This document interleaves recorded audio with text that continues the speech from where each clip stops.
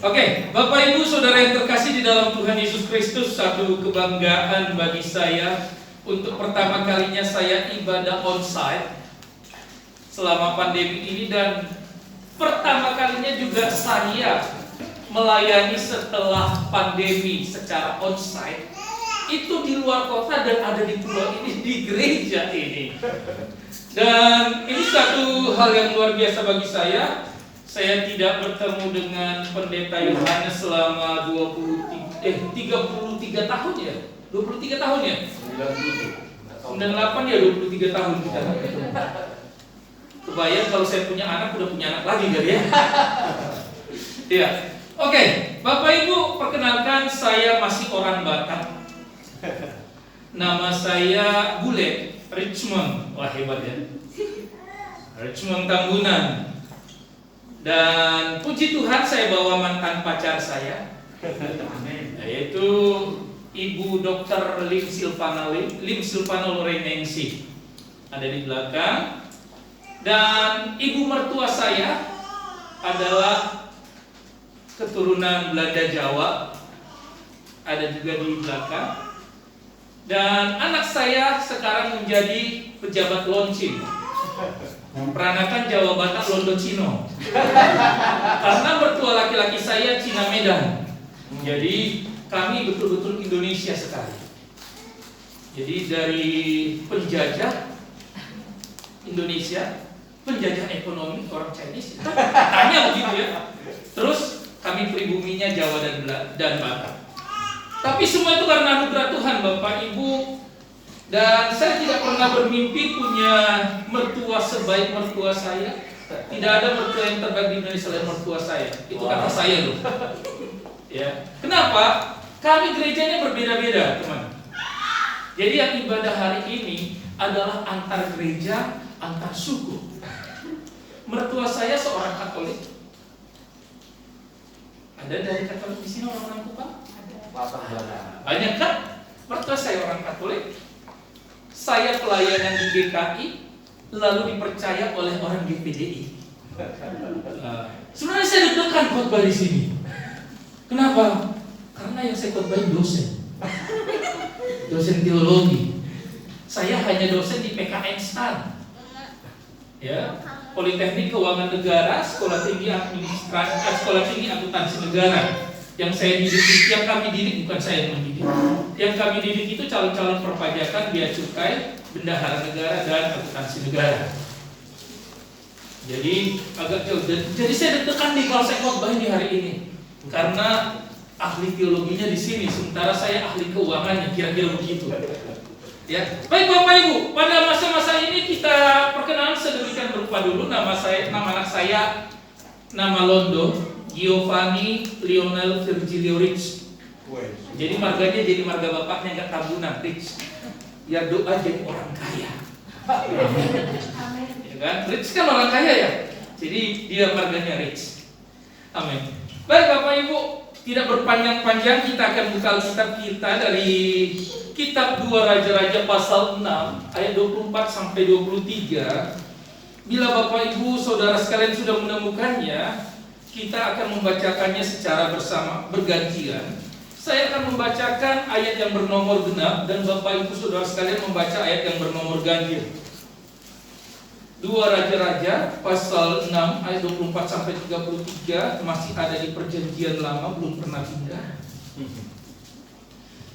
Baik, mari kita baca secara bergantian. Saya akan memulai pembacaan kita.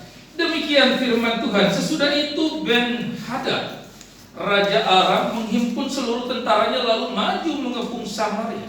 Maka terjadilah kelaparan hebat di Samaria selama mereka mengepungnya, sehingga sebuah kepala keledai berharga 80 sikal perak dan seperempat kap tahi merpati berharga 5 sikal perak. Suatu kali ketika Raja Israel berjalan di atas tembok, datanglah seorang perempuan mengadukan halnya kepada raja sambil berseru, "Tolonglah ya Tuanku Raja." Jawabnya, "Jika Tuhan tidak menolong engkau, dengan apakah aku dapat menolong engkau? Dengan hasil pengiriman Kemudian bertanyalah raja kepadanya, "Ada apa?" Jawab perempuan itu, "Perempuan ini berkata kepadaku, berilah anakmu laki-laki supaya kita makan dia pada hari ini, dan besok akan kita makan anakku laki-laki." Jadi kami memasak anakku dan memakan dia. Tetapi ketika aku berkata kepadanya pada hari berikutnya, berilah anakku supaya kita makan dia, maka perempuan ini menyembunyikan anaknya. Tatkala raja mendengar perkataan perempuan itu, dikoyakannya pakaiannya, dan sedang ia berjalan di atas tembok, kelihatanlah kepada orang banyak bahwa ia memakai kain kabung pada kulit tubuhnya. Lalu berkatalah raja, "Beginilah kiranya Allah untuk aku, bahkan lebih daripada itu, jika masih tinggal bin Safat di atas tubuhnya pada hari ini." Adapun Elisa duduk di rumahnya, dan para tua-tua duduk bersama-sama dia. Raja menyuruh seorang berjalan mendahulunya, tetapi sebelum suruhan itu sampai kepada Elisa, Elisa sudah berkata kepada para tua-tua itu, "Tidakkah kamu tahu bahwa si pembunuh itu menyuruh orang untuk memenggal kepalaku? Awas-awaslah, apabila suruhan itu datang, segeralah tutup pintu dan tahanlah dia supaya orang itu jangan masuk. Bukankah sudah kedengaran bunyi langkah tuannya di belakangnya?" Selagi ia berbicara dengan mereka, datanglah raja mendapatkan dia. Berkatalah raja kepadanya, "Sesungguhnya maaf anak ini adalah daripada Tuhan. Mengapakah aku berharap kepada Tuhan lagi?" Sedemikian jauh pembacaan kita kepada firman Tuhan. Adalah berbahagia mereka yang mendengarkannya serta melakukannya. Haleluya. Saudara-saudara yang saya kasih dalam Tuhan Yesus Kristus, di sini ada nggak yang semakin kaya dan semakin berbahagia selama pandemi? Ada nggak, teman-teman? Saya rasa hampir semua semakin menderita, betul? Merasakan kesukaran, terlebih lagi teman-teman pendeta, betul nggak Bapak Pendeta? Yang hidup dari kantong kolektor. Kalau Pak Pendeta kita masih hidup dari gaji dosen, walaupun gajinya 7 hari seminggu, 30 hari sebulan, kalau ada lemburnya 31 hari, ya Pak ya. Semua kita merasakan penderitaan, bahkan ketika kita melihat teman saya, pendeta-pendeta GKI yang meninggal hari ini, suaminya, besok istrinya, besok mertuanya, anaknya menjadi yatim piatu, tidak lebih dari waktu seminggu. Ada teman-teman. Ada banyak hamba-hamba Tuhan yang menderita, ada banyak jemaat Tuhan, bahkan di provinsi kami, yang kami tahu, di Banten, yang menjadi korban pertama meninggal COVID adalah om kami. Sehingga begitu om kami meninggal, istri saya tadinya dokter di puskesmas, semua keluarga langsung ngomong, "Silakan mundurkan diri dari puskesmas daripada kamu pulang bawa kuman virus buat anak, karena anak saya masih bayi." Dan mertua saya ada sampai saat ini karena kemurahan Tuhan. Beliau itu gampang sakit karena beliau punya selulitis di kakinya yang gampang infeksi, sehingga kaki mertua saya sangat besar. Karena ketika operasi cancer itu saluran getah benihnya terputus, sehingga tidak begitu turun, tidak bisa naik lagi, sehingga mengumpul di kaki. Dan mertua saya paling gampang infeksi, kadang sehat pagi, sore bisa masuk ICU. Semua orang takut, semua orang bingung. Teman saya punya pabrik tutup, bahkan keluarga kami punya 2 toko juga bangkrut,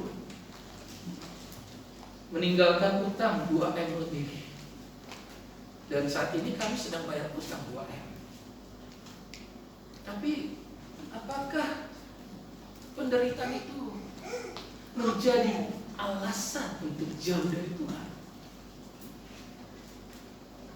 Mari kita kembali ke firman Tuhan pada hari ini. 2 Raja-Raja, next, pasal 24, pasal 6 ayat 24 sampai 33 ini berbicara tentang Ben-Hadad, raja yang mengepung Samaria. Siapa dia? Kalau Bapak Ibu buka dalam 1 Raja-Raja 20 ayat 32 sampai 34, Ben-Hadad adalah raja yang diampuni oleh Ahab. Ketika dia mengepung Ben-Hadad, ketika mereka berperang, lalu Tuhan memerintahkan kepada bangsa Israel, musnahkan semua. Lalu Ben-Hadad memakai politiknya. Lalu dia merayu Ahab. Dan dia mengatakan, bukankah harta yang sudah diambil oleh bapakku adalah hartamu juga? Dan aku adalah orang Israel, kira-kira bahasanya begitu. Lalu Ahab mengatakan kepada bawahannya, suruh dia naik. Lalu naiklah dia. Dan dia dipelihara. Ini seperti memelihara ular beludak. Dan di ayat 42 dari 1 Raja-Raja itu, pasal 20 itu dikatakan, bernubuatlah. Nabi mengatakan, tolong Bapak Ibu salah satu bacakannya. 1 Raja-Raja pasal 20 ayat 42.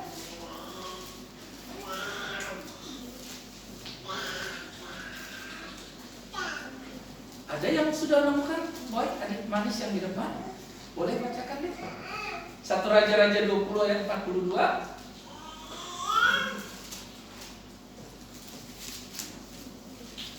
Kata Nabi itu kepadanya, beginilah firman Tuhan.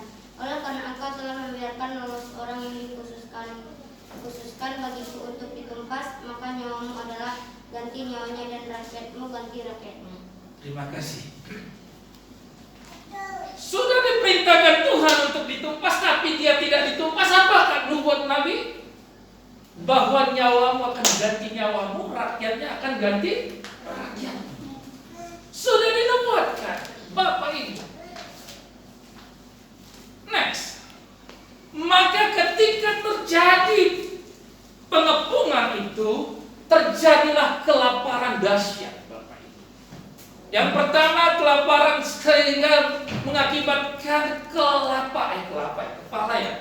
kepala keledai berharga 80 sikal.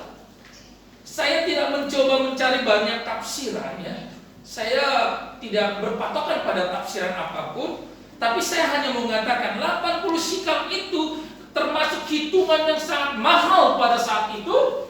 Bahkan teman-teman, saudaraku cintanya Yesus, kepala keledai adalah makanan haram pada konteks orang Yahudi. Kepala keledai nggak akan pernah dimakan, dan kepala itu adalah bagian terburuk dari daging hewan untuk konteks orang Yahudi. Beda dengan kita Indonesia. Kepala kambing itu mahal, ya kan? Kalau di sana kepala itu dibuang, teman-teman. Apalagi orang Batak, wah, betul ya Bu ya? Kepala itu untuk bagiannya orang tua, hati dan segala macam, bagian dalam dihormati, di sana dibuang. Tetapi sesuatu yang haram, yang bagian tubuh paling murah, yang tidak dihargai, justru itu harganya 80 sikal. Yang luar biasa lagi Bapak Ibu, tahi burung merpati seperempat cup.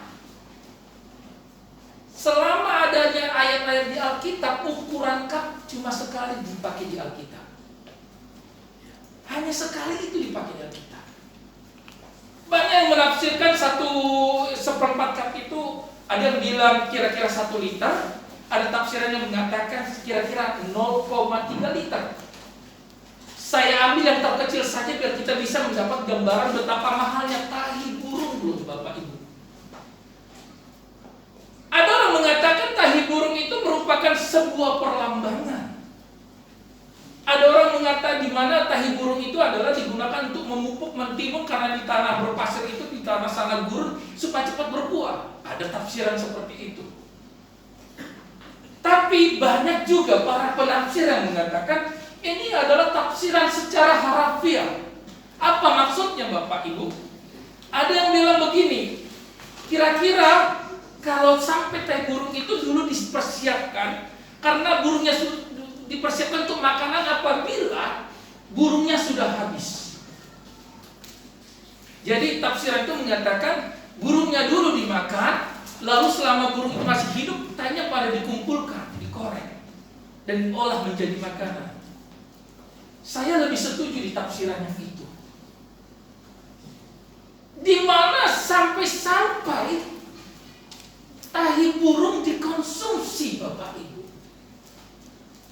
Ini juga bisa terujuk sebagaimana kalau kita mendengar dalam istilah di Alkitab Perjanjian Lama, dikatakan mereka yang duduk di atas tembok, maaf kata ini bahasa Alkitab ya, duduk di atas tembok makan tahi dan minum kencingnya sendiri kalau terjadi perang.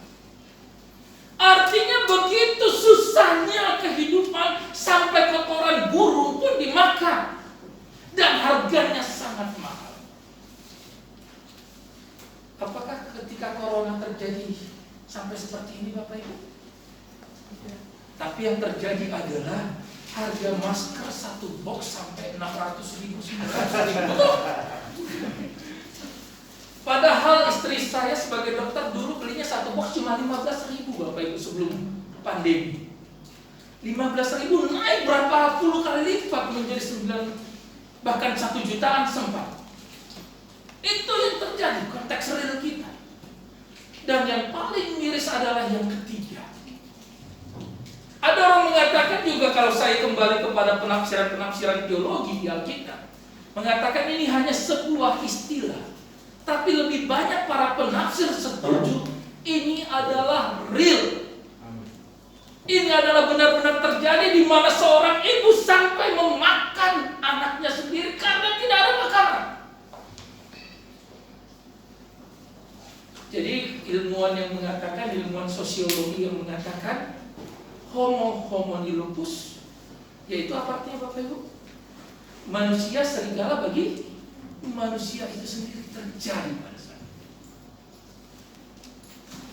Manusia memakan manusia bukan dalam konteks ekonomi, tapi dalam konteks real, jadi kanibal. Ini yang terjadi pada saat itu. Ada penderitaan. Apa itu penderitaan? Mari next. Penderitaan itu akan berdampak pada yang pertama, Bapak Ibu, krisis politik.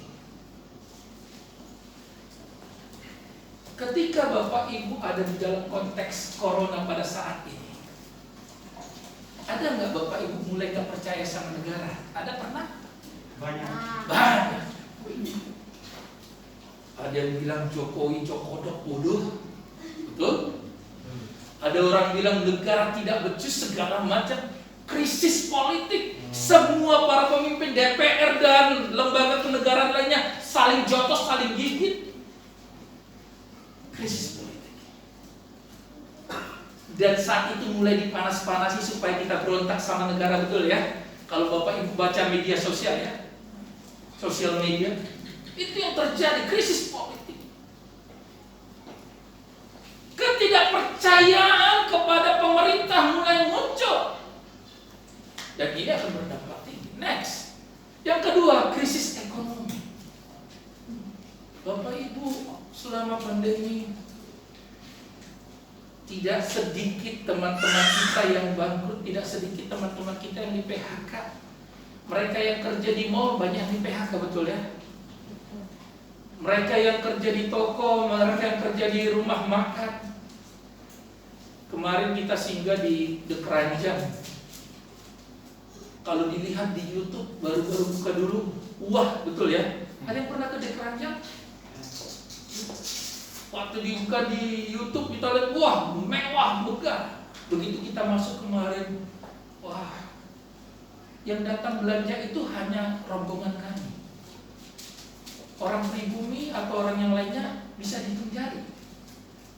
Apa nutup buat bayar listriknya? Itu sekarang sudah dibuka. Apalagi kemarin masih ditutup semuanya. Saya nonton di YouTube, terupdate-nya Bali itu seperti kuburan. Betul ya? Hotel pada dijual, rumah makan pada tutup. Krisis ekonomi. Next. Penderitaan atau krisis itu akan berdampak pada krisis moral. Kebetulan dulu ada langganan kami yang punya konveksi tas Begitu suaminya sakit, istrinya digilir banyak orang untuk mendapatkan uang 100.000, 50.000. Akhirnya begitu suaminya sembuh, dicerai istrinya. Kenapa terjadi begitu? Krisis moral. Ibu-ibu tadi krisis moral. Dia makan anaknya, krisis moral, betul ya? Dan yang terjadi, berapa banyak kita dengar orang-orang yang sudah menjadi demi kebutuhan hidupnya menjadi seorang panggilan? Berapa banyak? Berapa banyak yang tadinya bukan maling jadi maling? Berapa banyak yang tadinya bukan begal jadi begal? Berapa banyak yang tadinya bukan germo, bahkan guru, bahkan dosen jadi germo? Kita lihat krisis moral. Next. Lalu yang terjadi selanjutnya adalah krisis kepercayaan. Di tengah-tengah penderitaan pasti terjadi kita tidak lagi percaya sama teman, betul? Lu mah adalah orang-orang yang aji mumpung, ya kan? Aku nggak percaya sama kamu. Kemarin aku ditipu si A, sekarang aku menderita. Pasti kamu juga mau nipu aku. Berapa banyak suami tidak percaya sama istri? Berapa banyak istri tidak percaya sama suami? Istri disiksa kalau selingkuhan dimanja. Betul nggak sih? Amin. Berarti disiksa juga ya selingkuhan ya? Ya kan yang terjadi begitu. Istri minta lipstick, beli lipstick dikasih stick. Itu dari mana uangnya? Pegang stick suaminya. Itu. Dodo ngana mau bagiin cuy. Ngana ndak tahu kita orang sudah capek-capek ya, baku hari baku pukul dengan orang baku sedo di luar sana. Ngana mau beli gincu katanya. Orang Manado ya, bukan orang Kupang. Lalu istri jawab, beseng makan sonde makan lagi katanya kan. Kan orang Kupang itu diirit-irit ya bahasanya ya.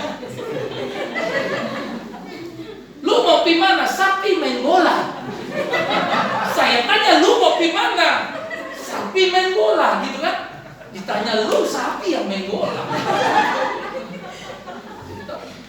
Ini yang terjadi. Krisis kepercayaan mulai gontok-gontokan terjadi perang dunia kesekian kalinya. Pukul-pukulan karena nggak percaya. Kemana uang? Habis semua. Suami taunya cuma kemana uang, tapi nggak pernah berpikir bagaimana memecahkan uang itu supaya cukup. Betul ya suami-suami? Alhamdulillah. Nah. Istri cuma dikasih pas-pasan, bahkan kurang disuruh nabung supaya lebih. Dia bilang, lu panggillah Tuhan Yesus kasih mujizat dah. Ya kan? 5 roti 2 ikan sisa 12 keranjang. Itu karena nggak ada orang Batak sama orang Kupang. Ya kan? Kalau ada orang Batak sama orang Kupang, kurang itu gak bungkus. Ini krisis kepercayaan, saling curiga. Jemaat dengan gembala curiga, betul? Kemana uang pembangunan? Jangan-jangan pendeta bergaya itu dari uang pembangunan. Kalau ada di sini bertobat ya. Pendeta nggak ngomong sama saya, cuma hati nurani saya berkata. Pendeta tiap hari pergi berjalan, pasti uang pembangunan tuh, pembelian tanah. Betul. Ini krisis kepercayaan. Dan kita lihat yang paling terakhir adalah krisis iman. Kita melihat di mana raja mulai krisis iman. Dia bilang, kalau Tuhan tidak bisa menolong kamu, bagaimana aku bisa menolong kamu? Tuhan malah katanya. Orang Amos bilang begitu kan? Krisis iman. Bukankah saudara dan saya juga mengatakan demikian ketika kita satu kena COVID, yang satu lagi kena COVID lalu meninggal. Kita bilang Tuhan tidak baik. Saya sudah pelayanan, saya sudah begini, sudah begitu. Kita mulai mendikta Tuhan, mulai membuat rekening tagihan kepada Tuhan. Tuhan, saya pimpin pujian tidak pernah dibayar. Kok Tuhan kasih seperti ini kepada saya? Tuhan, saya rajin PA, kok dapat saya yang seperti ini? Krisis iman dan mulai mengatakan, di mana Tuhan? Betul. Bapak pendeta sudah doa puasa, di mana Tuhan? Kok Bapak Antonius tidak datang lagi ke gereja? Di mana Tuhan? Sudah dipuasa, didoain. Di mana Tuhan? Di mana Tuhan? Jemaat bilang yang masih jomblo, di mana Tuhan? Aku sudah berdoa puasa, ya Tuhan, Tuhan kirim dari langit jodohku, katanya. Kalau betul mau dikirim Tuhan dari langit, gawat. Terjun payung dari sana. Patah-patah dia ke badan, gimana? Bapak Ibu, saya menikah dengan istri saya juga karena Tuhan. Saya duluan menikah baru pacaran. Gak percaya orangnya hidup, mertua saya saksi. Kita tidak pernah pacaran. Kita pacaran setelah menikah. Dan saya orang nekat. Saya berdoa, saya bilang sama Tuhan, Tuhan, umur saya sudah 41 pada saat itu. Saya berdoa. Sekarang 47, belum 50. Tuhan, saya bilang, kalau Tuhan tidak kasih saya lagi jodoh, udah Tuhan kirim saya jadi misionari ke Papua atau ke Afrika. Tapi kalau Tuhan kirim saya kasih jodoh, saya tidak mau pacaran. Saya mau langsung menikah. Saya udah capek Tuhan pacaran, tapi ini enggak nanti. Ya, sudah pun saja ya. Padahal lu aja ganteng begini. Cie. Lalu saya bilang sama Tuhan, ciri-cirinya dan tanda-tandanya itu jodoh saya dan Tuhan. Ketika saya tanya, dia siap menikah dan tidak ada satupun keluarganya yang menolak. Dia tidak tahu saya, cuma saat itu saya dulu di BPK Penabur. Jadi saya kenalan dengan istri saya lewat grup. Lalu begitu kenalan, saya bilang sama istri saya, lu berteman sama saya, mau kawin nggak? Kalau cuma mau pacaran, sudah bosan. Saya langsung telepon, karena istri saya bilang, emangnya lu siapa? Kan aku belum kenal. Kita temenan dulu aja. Langsung saya telepon. Saat itu masih baby, bukan bau badan ya, baby. Wah, terus kan karena istri saya kan sebagai seorang wanita pasti tanya dong, emang berapa penghasilan, bukan gitu ya? Saya kata baru dia dokter. Lalu dia tanya, berapa? Kamu sama aja dengan perempuan lain, mata duitan. Aku telepon, marah dia. Dia invite lagi saya. Lalu dia kirim, emang kamu wanita apa? Aku kirim emoticon senyum. Nggak jawab apa-apa. Akhirnya mulai ngobrol, mulai bicara. Nggak bicara aku jatuh cinta padamu. I love you, mari kita saling melap. Enggak. Tapi kita bicara visi, bicara bagaimana ke depan, kita bicara bagaimana mendidik anak. Kok nyambung ya gitu? Nyambung semua visi kita. Lalu saya bilang, hari kelima saya bilang sama dia, besok aku mau datang melamar kamu. Lalu dikira, terus kebetulan ada ibadah 3 tahun, berapa tahun meninggal Bapak? 5 ya? Ibadah 5 tahun meninggal mertua saya. Mau menjelang itu, telepon saya dikasih calon istri saya pada saat itu, sekarang sudah jadi istri, ke mertua saya. Istilahnya simpel saja, maksudnya, lu jangan banyak ngomong lah, merayu, kalau lu betulan datang ke sini, kata mertua saya. Wih, beta orang Batak ya, tantang, beta datang gitu. Saya datang. Begitu saya datang, saya langsung disidang sampai jam 4 pagi. Hasilnya, Anda lulus diterima. Besoknya langsung disidang keluarga besar. Sebenarnya saya udah pengen lari ya, karena saya bilang Kalau betul-betul ada yang nolak, saya langsung pulang ini detik gitu ya.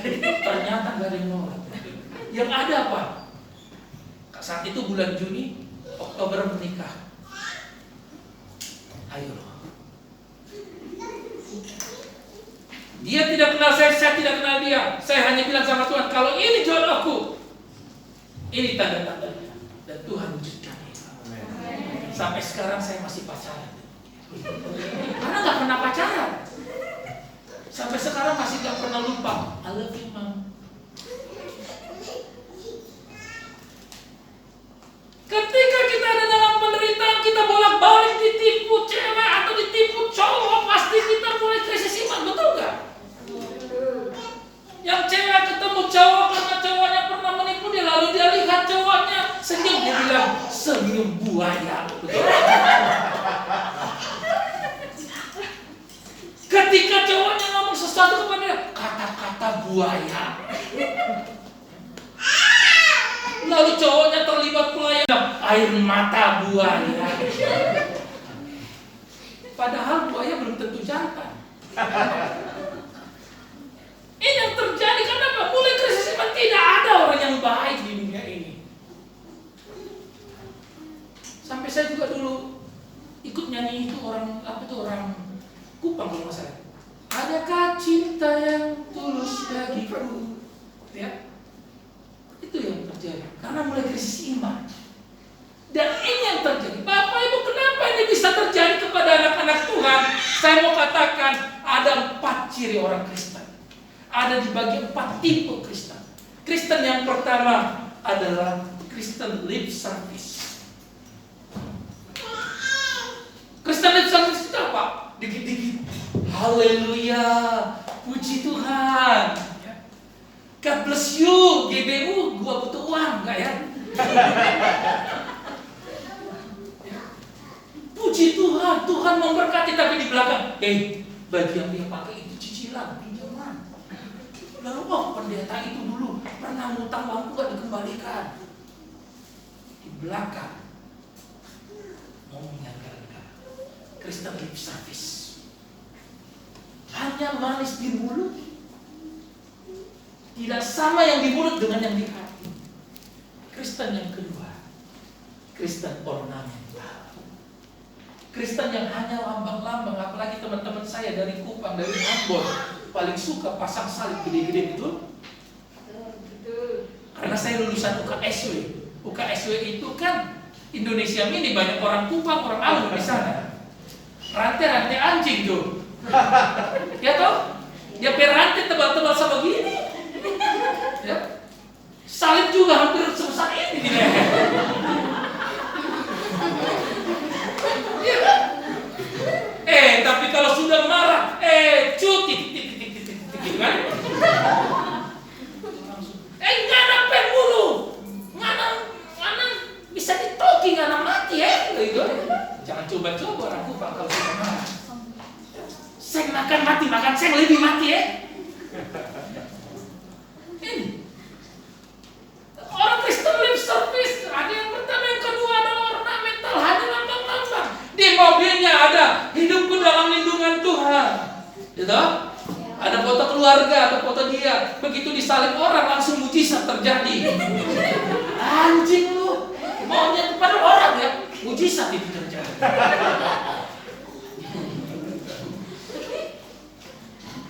Cuma ornamen saja.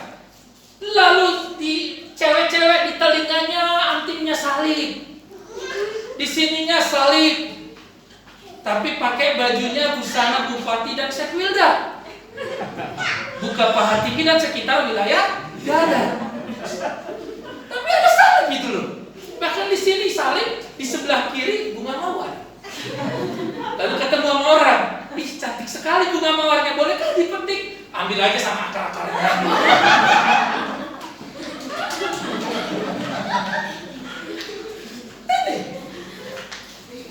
Orang Kristen ornamental seperti itu, suka lambang-lambang doang. Ya. Lalu orang Kristen yang ketiga, Kristen seremonial. Hanya jadi Kristen ketika ada seremonial atau ketika ada ibadah. Begitu keluar dari ibadah bukan Kristen lagi, tapi sudah kesetanan. Usi-usi kupang. Ingat nada tinggi-tinggi tuh, seperti orang Batak tuh. Wow!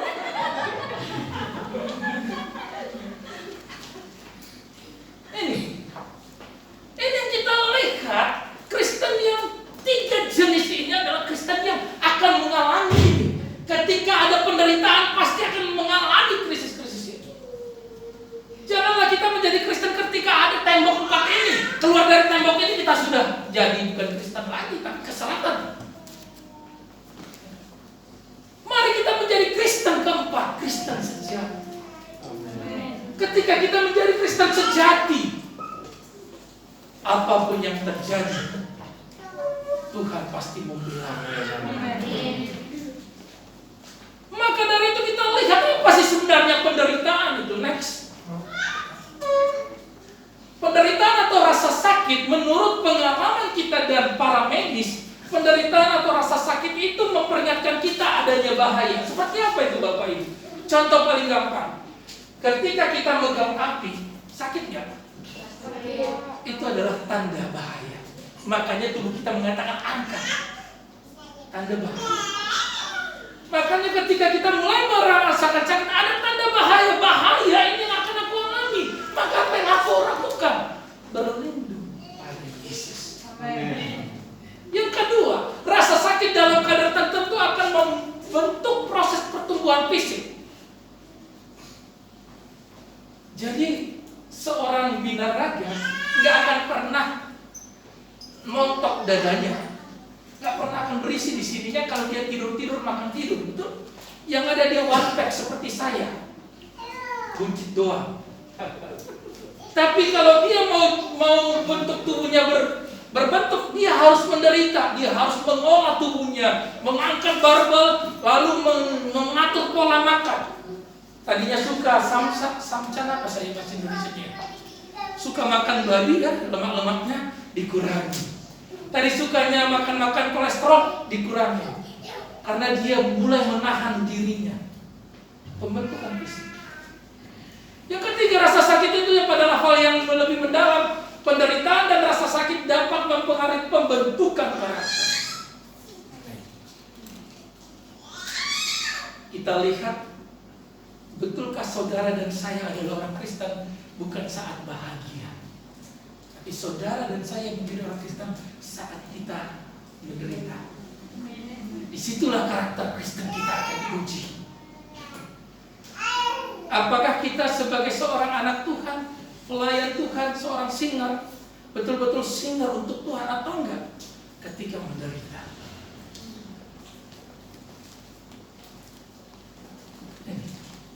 Kita lihat Habakuk katakan, sekalipun pohon ara tidak berbuah, pohon zaitun terbalik, ya, pokoknya semuanya habis. Tapi dibilang, aku tetap beria-ria di dalam Tuhan.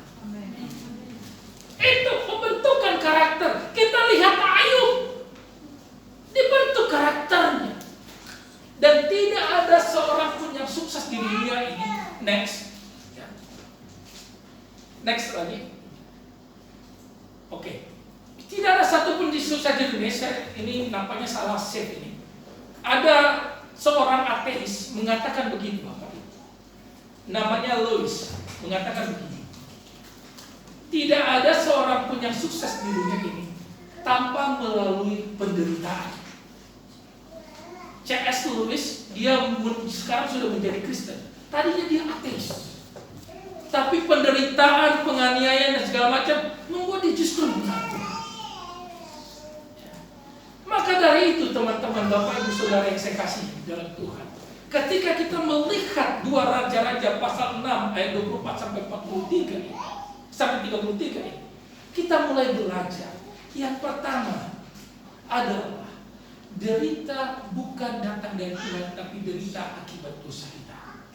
Apa itu dosa? Yaitu sesuatu yang seharusnya tidak kita lakukan, tapi kita lakukan.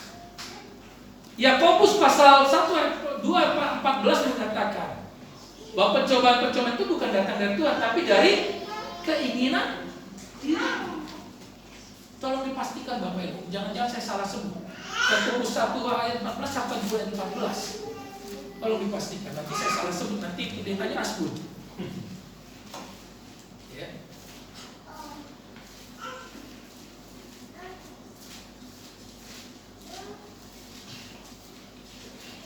Iya, pasal 1 ayat 14.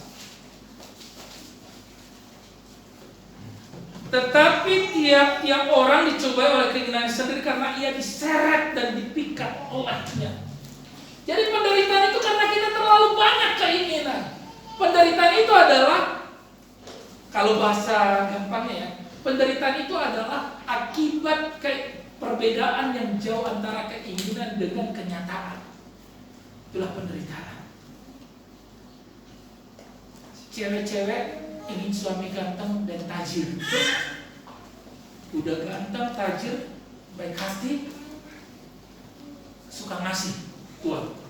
Itu kan? Tapi begitu didapat suaminya udah jelek, pesek, hidup lagi. Terus pelit. Itulah penderitaan. Maka dari itu, terlalu banyak keinginan itu akan membuat kita menderita.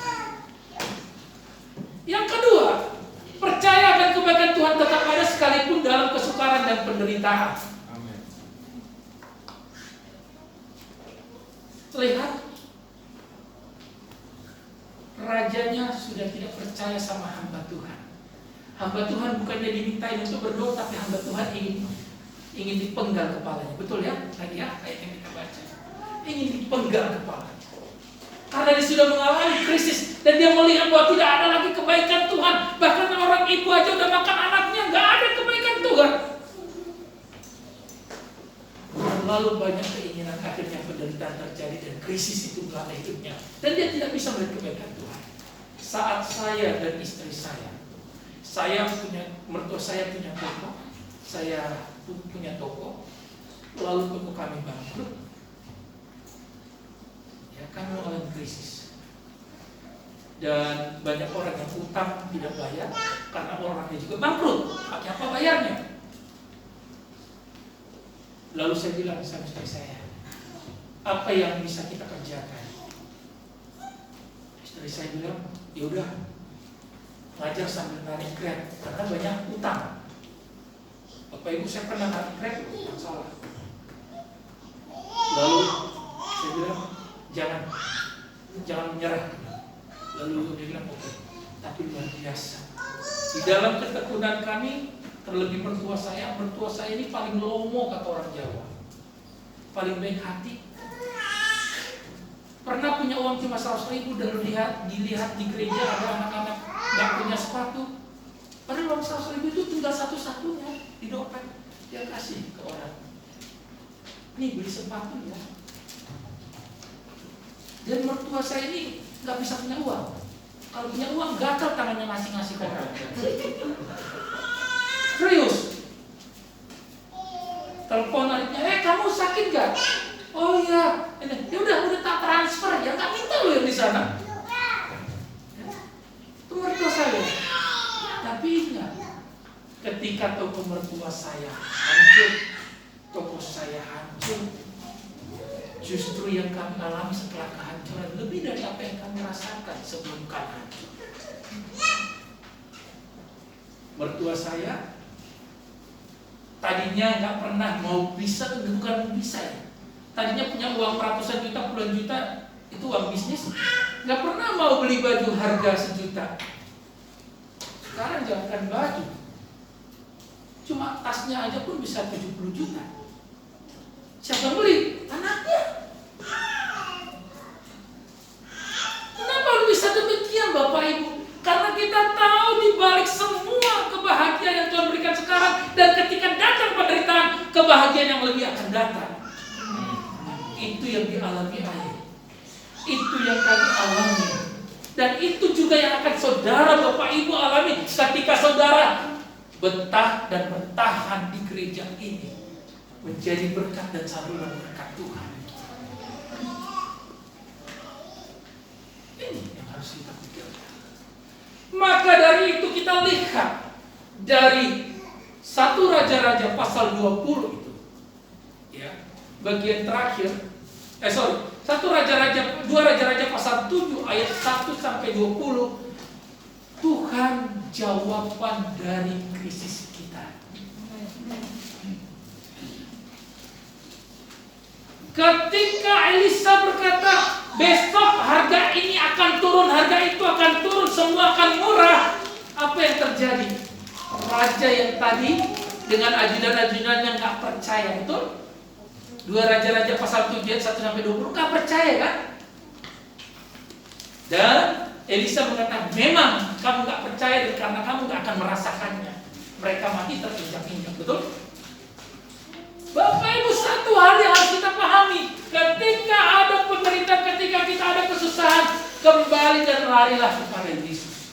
Mertua saya sebagai seorang Katolik, saya jujur, saya merasa saya tidak lebih rohani dari mertua saya. Mertua saya doa setiap hari lebih dari 3 kali. Dan itu bukan doa makan, doa tidur ya. Doa pribadi di hadapan Tuhan dengan cara keimanannya sebagai Katolik. Mungkin yang pernah Katolik tahu doa novena ya? Doa rosario. Jam-jam sehari lebih dari 3 kali berdoa. Pokoknya mau di mana kek, pas jamnya pasti dia berdoa. Bukan karena ada orangnya saya malu, tapi saya memang merasa tidak lebih rohani dari mertua saya, tidak lebih kasih dari mertua saya. Mertua saya paling tidak betah melihat orang susah di hadapannya. Bahkan anak, walaupun dia nggak punya uang, dek kamu punya uang nggak? Kepada ipar saya, itu loh ada orang miskin, dia ambil dari dompet anaknya, dia kasih kok. Itulah benar, tapi berkat Tuhan ini batasi hidup. Orang bilang nggak mungkin umur panjang. Mertua saya sudah pernah di ICU lebih dari 1 minggu, dan harapan hidupnya secara angka tidak ada harapan. Tekanan darahnya cuma 14. Tapi beliau hidup. Semua karena Tuhan. Semua keluarga sudah kumpul bahwa mertua saya akan kembali ke Tuhan. Tapi mertua saya diizinkan Tuhan hidup sampai hari ini. Oleh sebab itu teman-teman, saudaraku, Bapak Ibu yang saya kasihi, jika engkau saat ini sedang menderita, apapun yang kau alami, jangan pernah tinggalkan Yesus. Teman-teman yang wanita, yang pria yang belum menikah, jangan pernah tinggalkan Yesus demi sesuatu, karena engkau pasti akan kehilangan segalanya. Tapi tinggalkanlah sesuatu demi Tuhan Yesus, engkau akan mendapatkan segalanya. Di dalam penderitaanmu, Tuhan bukan iseng, tapi Tuhan punya tujuan atas hidupmu. Apapun itu tujuannya, pasti indah. Bapak Gembala merintis di sini, saya percaya penuh dengan penderitaan, ditolak keluarga dan segala macam. Dan tentu saya tahu GPDI Mahanaim ini dipakai Mahanaim karena asal beliau dari GPDI Mahanaim Rembang. Betul ya? Dan saya juga berdoa semoga kesuksesan Mahanaim Rembang lebih sukses lagi terjadi.